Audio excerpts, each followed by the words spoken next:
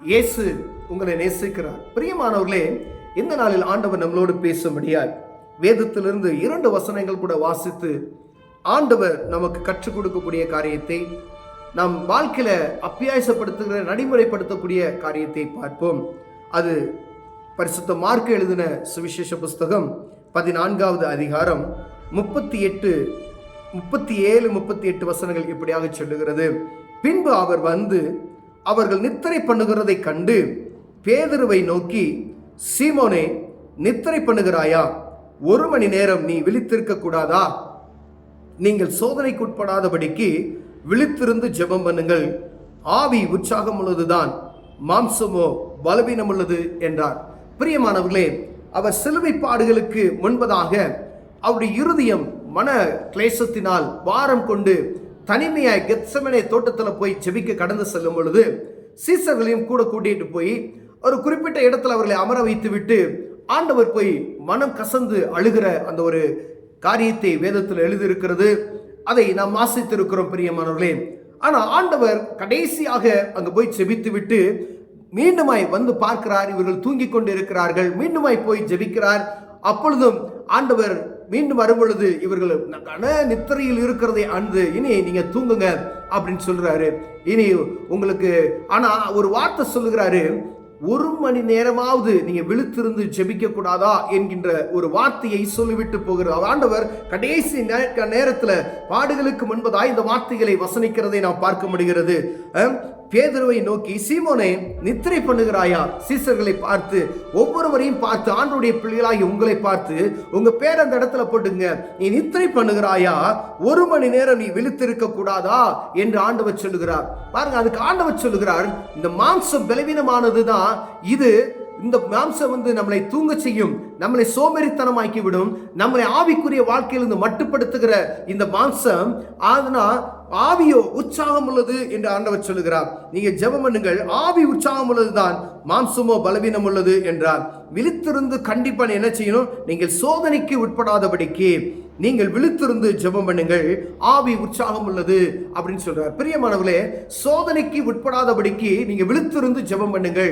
நான் பூமியை விட்டு நான் கடந்து சொல்ல போகிறேன். வானத்தையும் பூமியும் படைத்தவர் இந்த பூமியில அவர் இருந்து விட்டு மீண்டுமாய் கடந்து செல்வதற்கு முன்பதாக சீசர்களை பார்த்து அவர் சொல்லுகிறார், 1 மணி நேரமாவது நீங்க ஜெபிக்க கூடாதா? சோதனைக்கு உட்படாதபடிக்கு நீங்கள் விழித்திருந்து ஜெபிக்க வேண்டும் என்று சொல்லுகிற அந்த வார்த்தையை நாம் கேட்டிருக்கிறோம். பிரியமானவர்களே, ஆண்டவர் இந்த வார்த்தை கடைசியாக சீசர்கள் அவர் சொல்லிவிட்டு போகிறார். இந்த உலகத்தில் இருக்க அனைத்து மக்களுக்கும் இந்த வார்த்தை பொருந்தும். பிரியமானவரே, ஒருவேளை எந்த மனுஷியாக இருந்தாலும் சரி, அவர்கள் மாம்சம் உள்ள மனிதர்கள், அவர்களுக்கு சோதனை வரும் என்கிறதை ஆண்டவர் வெளிப்படுத்த இருக்கிறார். எல்லா விதத்திலும் சோதனை. உலகத்தினுடைய காரியத்தில், படிப்பில் இருந்தாலும் சரி, பாவத்தினாலும் சரி, எங்கு போனாலும் சோதனைக்காரனாகிய பிசாசனவன் எவனை விழுங்கலாம் என்று கர்ச்சிக்கிற சிங்கம் போல அவன் சுற்றி திரிகிறதை நாம் அறிந்திருக்கிறோம். பிரியமானவர்களே, வேதம் எழுதியிருக்கிறது அப்படிதான். அப்ப நம்ம ஜாக்கிரதை உள்ளவர்களாய் நீ இருந்து கொள்ளு என்பதற்காக விழித்திருந்து 1 மணி நேரமாவது நீ ஜெபி அப்படின்னு சொல்கிறார் ஆண்டவர். 1 மணி நேரம் ஜெபிப்பதில் ஆண்டவர் சரியாக 1 மணி நேரமாவது நீ ஜெபிக்க மாட்டாயா அப்படின்னு சொல்லி வருத்தத்தோடு ஒரு பாரத்தோடு பேதுருவை பார்த்து கேட்கிற அந்த கேள்வி நம்மோடு இன்று கேட்டுக்கொண்டு இருக்கிற அந்த இருதயத்தில் ஒரு உணர்வோடு நம்ம இதை கேட்டோமையானால், நாம் ஆண்டவரை அறிந்து கொண்டு இருக்கிற நாம் எவ்வளவு நேரம் ஜெபிக்கிறோம், ஒருவேளை எவ்வளவு நேரம் வேதம் வாசிக்கிறோம் என்பதை பார்க்கும்படி ஆண்டவர் விரும்புகிறார். பிரியமானவர்களே, எதற்காக அவர் ஜெபிக்க சொன்னார் என்றால், இந்த பூமியில அநேக பாடுகள் உண்டு, அநேக காரியங்கள் உண்டு. இந்த காரியத்திலிருந்து நீ மீட்டுக் கொள்ளும்படியாய், ஜெயிக்கும்படியாய் நீ ஜெபம் பண்ணினால்தான், நீ தேவ சமூகத்தை நோக்கி முறையிட்டால் மாத்திரமே அதை ஜெயிக்க முடியும் என்பதற்காக அனுதினமும் தேவ சமூகத்தில் ஜெபிக்க வேண்டும் என்கிறதை ஆண்டவர் அவன் முன்மாதிரியாக செய்துவிட்டு போயிருக்கிறார். அதை மீண்டுமாய் வாய்மொழியாக சொல்லிவிட்டு போயிருக்கிறார் என்பதை அறிந்து கொள்ளும்படி அழைக்கப்படுகிறோம். ஐயா, பிரியமானவர்களே, அநேக ஜெபிப்பதற்கு அநேகர்கிட்ட போய் நம்ம வேற ஊழியர்கள்ட்ட போய் நம்ம ஜெபித்துட்டு வந்துடுறோம். ஆனால் நம்ம ஜெபிக்கிறோமா என்று பார்க்க முடியாது ஆண்டவர் விரும்புகிறார். ஒரு தனிப்பட்ட ஆவிக்குரிய மனிதன் எவ்வளவு நேரம் ஜெபிக்கிறார் என்பதை ஆண்டவர் விரும்புகிறார். தேவ சமூகத்தில் அமர்ந்து நம்ம ஜெபிக்கிறத ஆண்டவர் விரும்புகிறார். அப்ப நம்ம ஜெபிக்காத பட்சத்தில் ஆண்டவர் நம்ம சத்தத்துக்கு செவி கொடுக்க மாட்டார். பிரியமானவர்களே, அநேக நேரங்கள்ல ஒரு போராட்டமான காரியங்கள் நடந்து கொண்டு இருக்கிறோம், பிரச்சனைகள் இருக்கும்.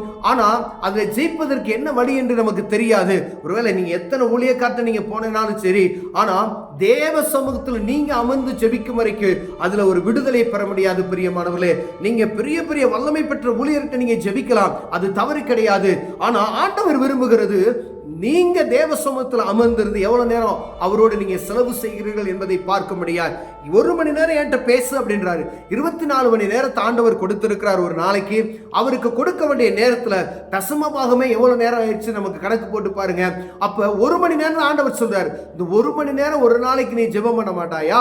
நீ காலையில, மதியம், சாயந்தரம் எந்த நேரத்து வேணாலும் தேவ சமூகத்துல 1 மணி நேரம் ஜெபிக்கணும்னு சொல்லி ஆண்டவராக இயேசு கிறிஸ்து அறிவுரை கொடுத்துட்டு போயிருக்கிறார். பிரியமானவர்களே, அது எதுக்காக அப்படின்னா நம்முடைய காரியத்துல ஜெயம் கொள்வதற்காக அவர் நம்மை வெற்றி சிறக்கும்படியாய், நாம் பாவத்தை மீட்டுக் கொள்ளும்படியாய். வேறு சோதனைகளுக்கு உனக்கு வறுமையா, ஆனா அந்த சோதனையிலிருந்து நீ தப்பித்துக் கொள்வதற்கு, பிரச்சனைகளிலிருந்து நீ தப்பித்துக் கொள்வதற்கு நீ ஜெபித்தே ஆக வேண்டும் என்பதற்காக ஆண்டவர் 1 மணி நேரமாவது நீ ஜெபிக்க மாட்டாயா? பாடுகள் வருந்த பூமியில இந்த பாடுகளுக்காய் நீ எவ்வளவு நேரம் ஜெபிக்கிற?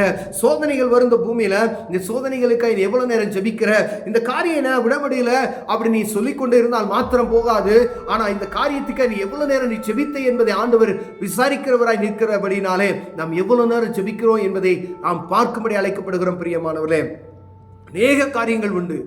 ஒருவேளை இந்த கொடுக்கப்பட்ட நேரத்துல கண்டிப்பா ஜெபிக்கணும் அப்படின்ற ஒரு காரியத்தை உங்களுக்கு முன்னாடி வைக்கிறேன். ஆனா ஒவ்வொரு காரியம் எதற்கெல்லாம் ஜெபிக்கணும் அப்படின்னு எடுத்தோம்னா அநேக காரியங்கள். நான் பரிசுத்தம் ஆளுவதற்காக நான் தேவ சமூகத்தில் அனுதினம் நான் ஜெபிக்க வேண்டும். பிரியமானவர்களே, நம்மை சுத்தி இருக்கிறவன் கெர்ச்சிக்கிற சிங்கம் போல இருக்கிறான் என்று சொல்லப்படுது. இந்த வானமண்டல வல்லமைகள் மனிதனை என்ன செய்வான்? பாவத்துக்கு உள்ள தள்ளுவதற்கு அவனால் என்ன செய்ய முடியுமோ அதை செய்து கொண்டிருப்பான். பிசாசனவன் விழுங்குவதற்காக எப்பொழுதும் ரெடியா இருக்கிறான். ஏன்னா ஒரு மனிதன் பரிசுத்தமாய் வாழ்வதற்கு அவனுக்கு பிடிக்காது. ஏன்னா அவனுடைய ராஜ்யத்துக்கு ஆட்களை சேர்க்க முடியாது. அவன் தீவிரப்பட்டு கொண்டிருக்கிறான். பிரியமானவர்களே, மனுஷனை பாவத்துக்குள்ளாய் தள்ள வேண்டும், பரிசுத்தமாய் வாழக்கூடாது என்பதுதான் அவனுடைய நோக்கம். அதற்காக தான் ஆண்டவர் சொல்லுகிறார், நீ சோதனையில் விழுந்து விடாதபடி நீ விழித்திருந்து ஜெபி என்று ஆண்டவர் சொல்லுகிறதை நாம் கேட்கிறோம். பிரியமானவர்களே, அப்ப இந்த பூமியில பரிசுத்தமா வாழணும்னா ஜெபிக்காதபடிக்கு பரிசுத்தமாய் வாழ முடியாது. ஒரு ஜெபிக்கிற மனுஷனால பாவம் செய்ய முடியாது என்று சொல்லுவாங்க. அதே மாதிரி பாவம் செய்கிற மனிதனால ஜெபிக்க முடியாதான்? அப்ப எந்த மனிதன்லாம் பாவம் செய்யறானோ அவனால ஜெபிக்க முடியாது. அந்த ஜெபம் ஒருவேளை ஒரு பொய்யான ஜெபமாய் இருக்கும். ஆனா ஆண்டவருக்கும் அந்த இருதயத்துக்கும் காணப்படுகிற காரியங்கள் வேற்றுமையா இருக்கும். பிரியமானவர்களே, அப்ப ஜெபம் செய்தால் பாவத்துக்கு எதிர்த்து நிற்கக்கூடிய ஒரு பலனை ஆண்டவர் தருகிறார். தேவ சமூகத்தில் நீங்க போராடி ஜெபிக்கும் பொழுது ஆண்டவர் இந்த உலகத்துல என்னென்ன காரியத்தெல்லாம் விடணுமோ அந்த காரியத்தெல்லாம் விடுவதற்கு உதவி செய்வார். பிரியமானவர்களே, பரிசுத்தமாய் வாழுங்கள் சொல்ற ஆண்டவர். நான் பரிசுத்தர் ஆகிய நீங்களும் பரிசுத்தமாய் வாழுங்கள். அப்ப பரிசுத்தத்துக்காய் அனுதினமும் நான் ஜெபிக்கிறவளாய் காணப்பட வேண்டும்.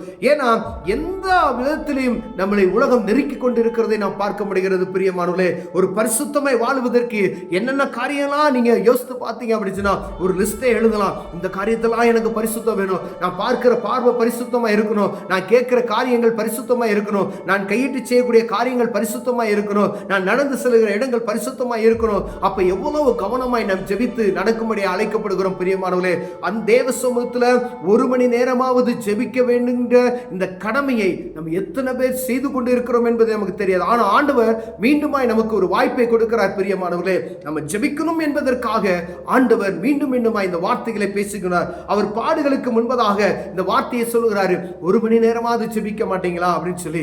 ஏன்னா நாம் விழுந்து போகாதபடி எச்சரிக்கையா இருக்கும்படியா தேவ சமூகத்துல நீ விழுத்திருந்து ஜெபி. உன் மாம்சம் பலவீனம் உள்ளதுதான், ஆனா ஆவி உற்சாகமாய் இருக்கிறது. அது நான் கொடுத்ததுப்பா.